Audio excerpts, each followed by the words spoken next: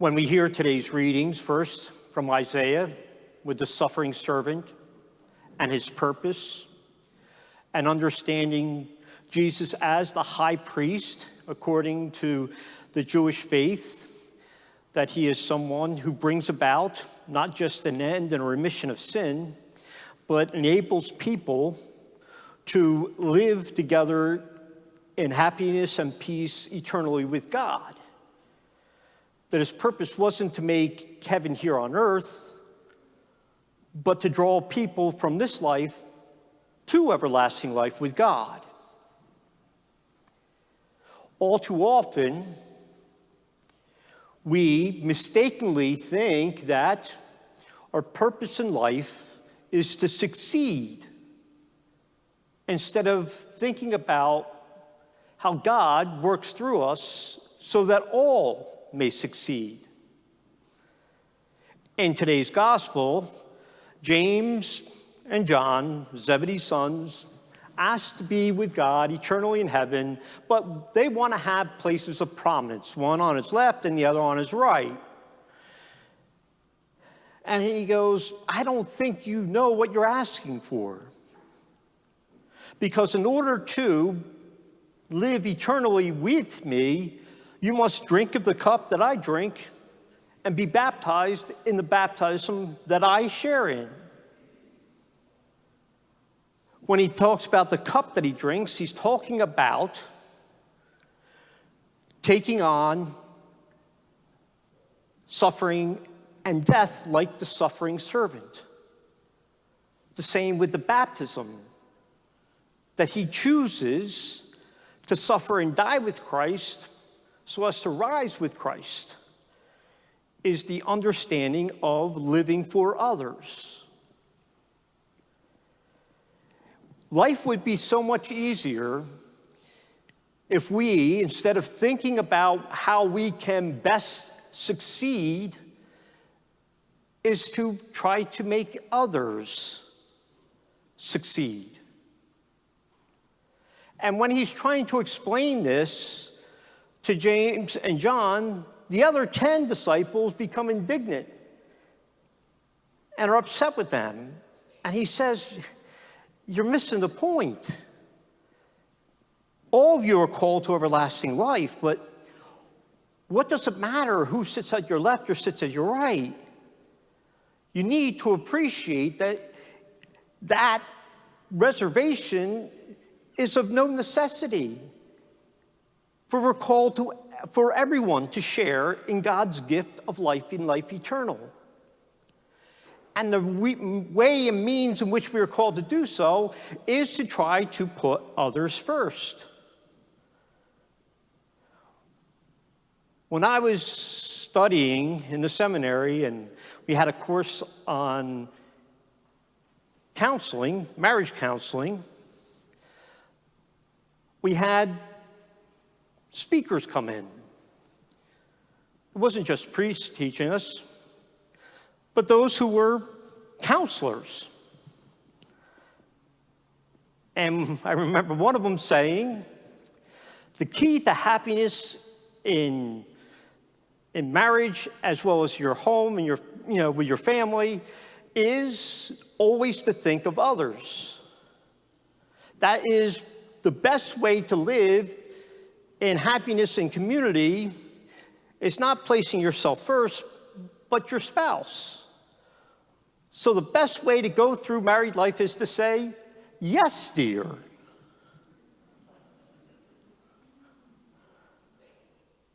And that struck me. I was like, wow, I can remember my father saying, yes, dear. The only time you don't want to say yes, dear, is when, your spouse asks you, does this make me look fat?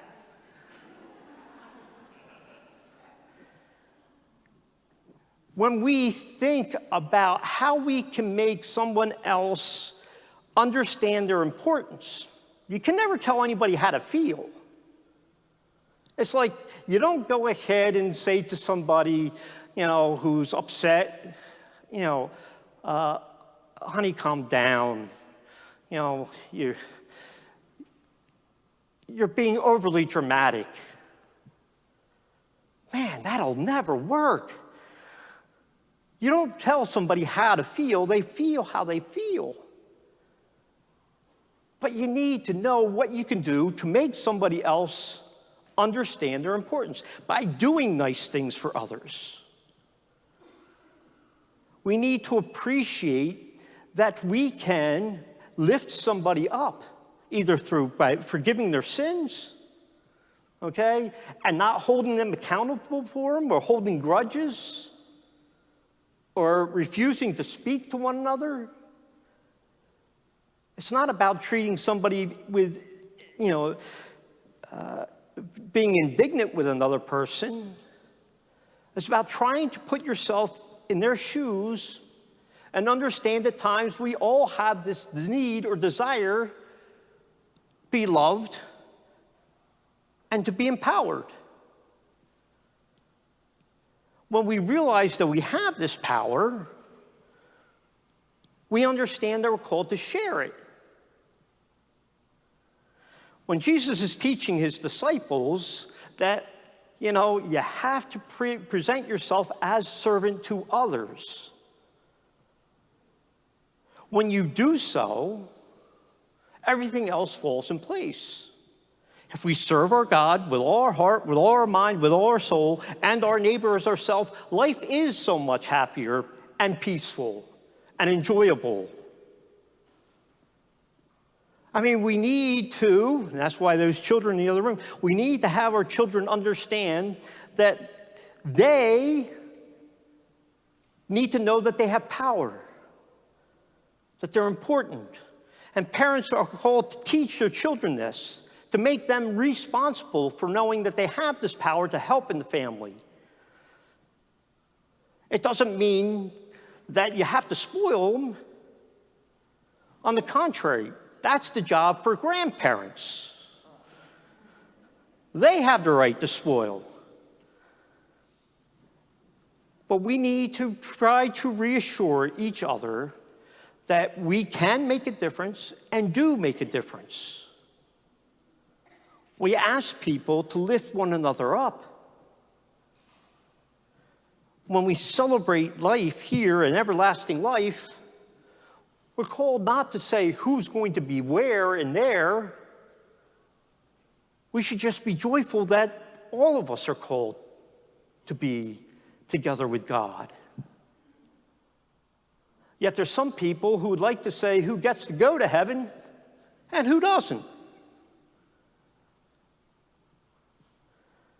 That's not for us to decide.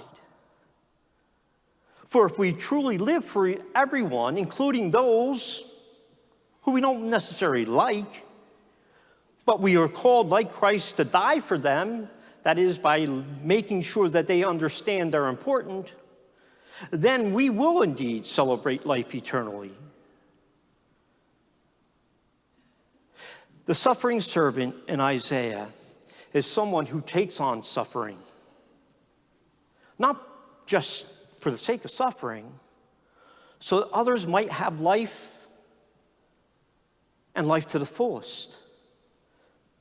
He takes on the sins of others, not holding them accountable, but defeating that which separates. The high priest was someone who would enter into the Holy of Holies and offer a sacrifice for the atonement of sins. He was called to make sure that all sin was forgiven. And by all sin being forgiven, that all will be dwelling with God. Jesus did this perfectly. He didn't just talk the talk, he walked the walk. He gave himself totally and completely. Not those who just liked. He was all-powerful, but he gave away his power so that we might have power. We have the power and ability to transform our families, our homes, our world. And how we do that is by using our own power to bring about forgiveness and peace. by trying to make other people understand their importance. Earlier, a few hours ago, about an hour ago, I had two kids that we mentor from the summer program, so they're constantly reaffirmed of what they've learned. And I asked them, I said, who does the cooking? And they go, well, usually Mom. I go, okay. Does she cook just for herself? They go, no, she cooks for everyone. I said, why?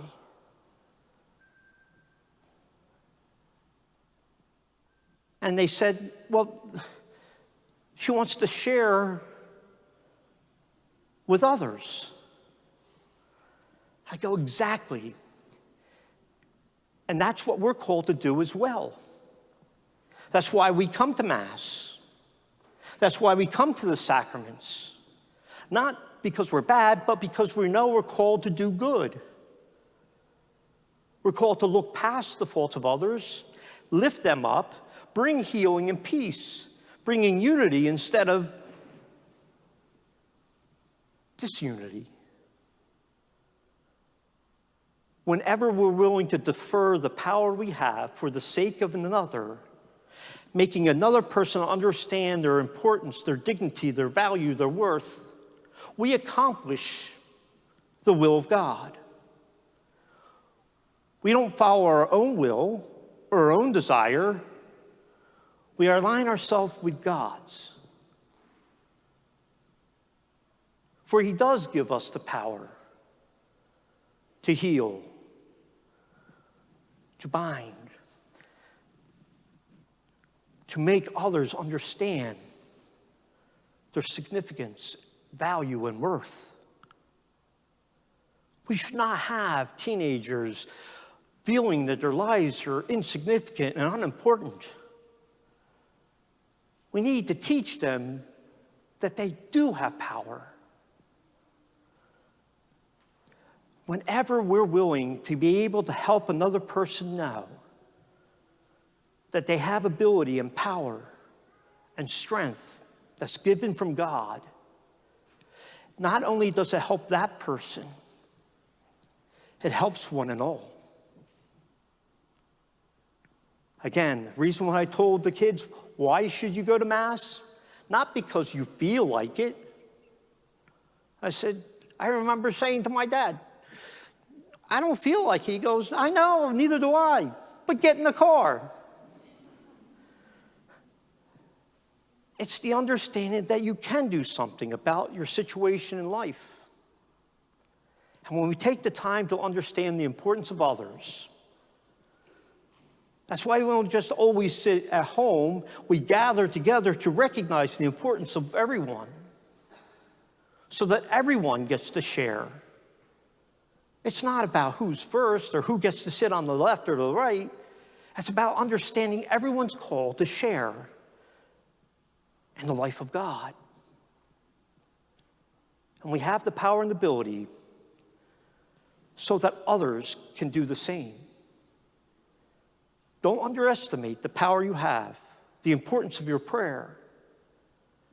Allow the children to understand they can make a huge difference, not just in their homes, but in the world at large. We can bring healing and peace. We're all called to be counselors.